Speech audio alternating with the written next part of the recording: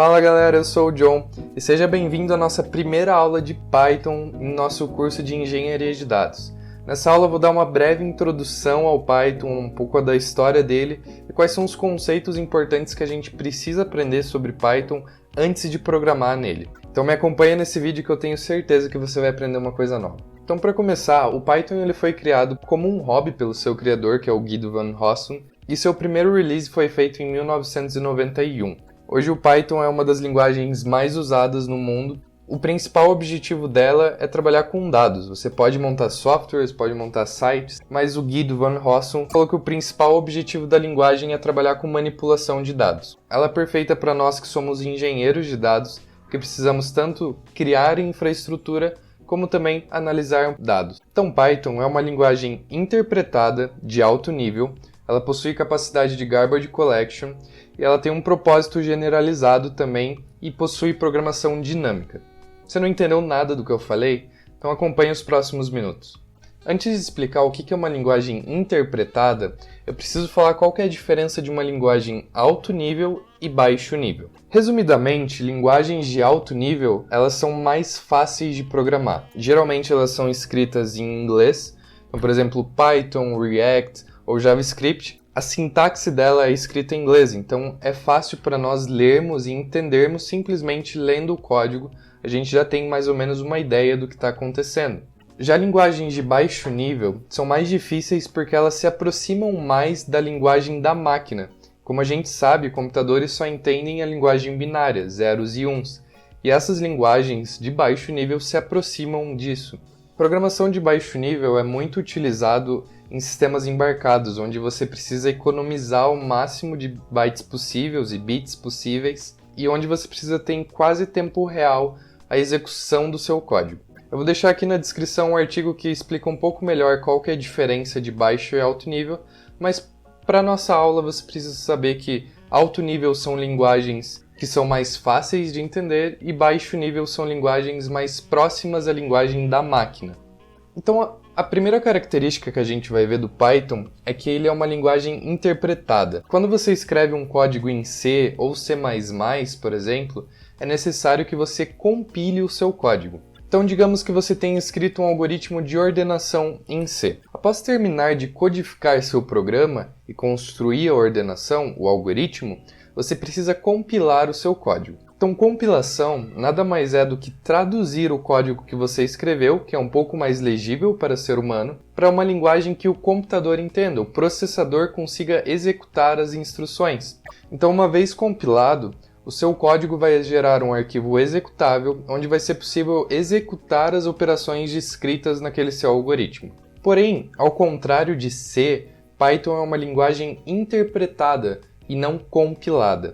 Então qual que é a diferença? Digamos que você queira fazer o mesmo algoritmo de ordenação em Python. Então você vai lá, escreve seu algoritmo na linguagem Python num arquivo .py. Então quando você executa seu arquivo, ao invés de traduzir seu código diretamente para a linguagem que o computador consegue entender, o seu código Python é traduzido para um bytecode, que ele tem a terminação de .pyc ou .pyo. Um bytecode ele é um conjunto de instruções que podem ser executadas através de um interpretador, que no nosso caso é o Python.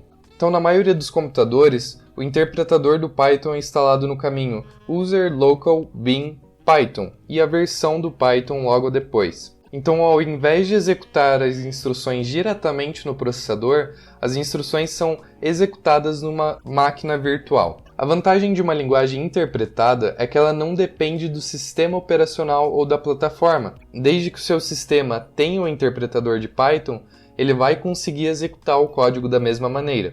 Ou seja, você pode executar tanto no Windows, Mac ou Linux. Outra característica e vantagem do Python é que ela é uma programação dinâmica. O que isso significa?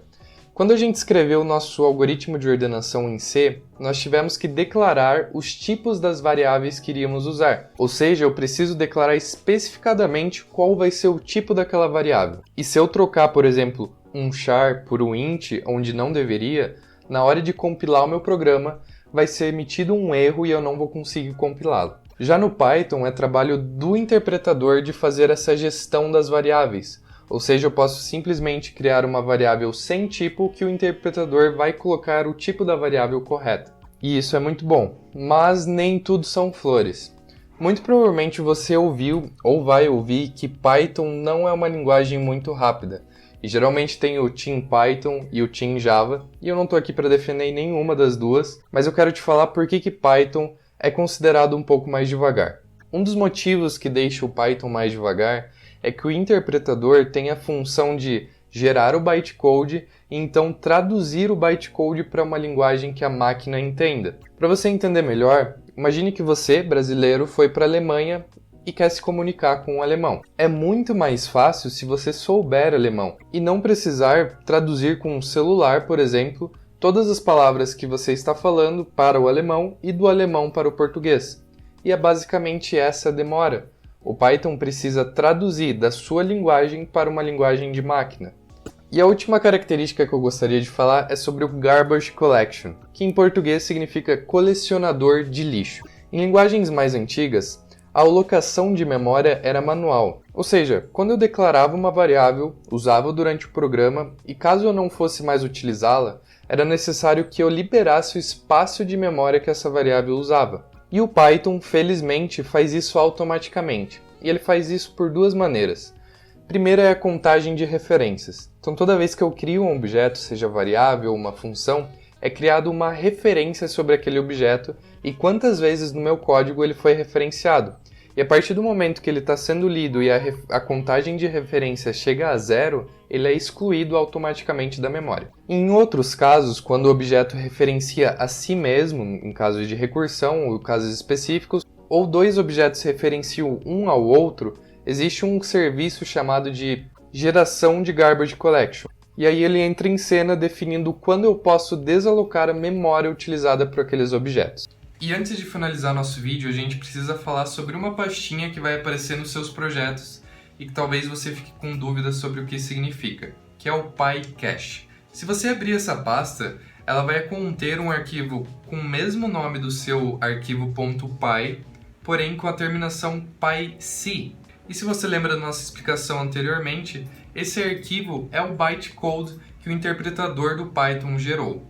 E no nome do arquivo você pode perceber que está escrito CPython, que determina qual foi a linguagem usada para construir o interpretador, que nesse caso foi a linguagem C, mas também nós temos o JPython, que é utilizado a linguagem Java. E basicamente essa pasta tem função de guardar o bytecode para que o código Python, ao ser executado mais vezes, seja executado mais rápido, ou seja, ele já tem o bytecode guardado e não precisa interpretar novamente seu código. E se você não alterar seu código, aquele arquivo PyC não é alterado e não é recompilado. Então esse nosso vídeo foi mais introdutório sobre como o Python funciona. Ele é muito importante porque nas próximas aulas você vai precisar de saber de alguns conceitos assim.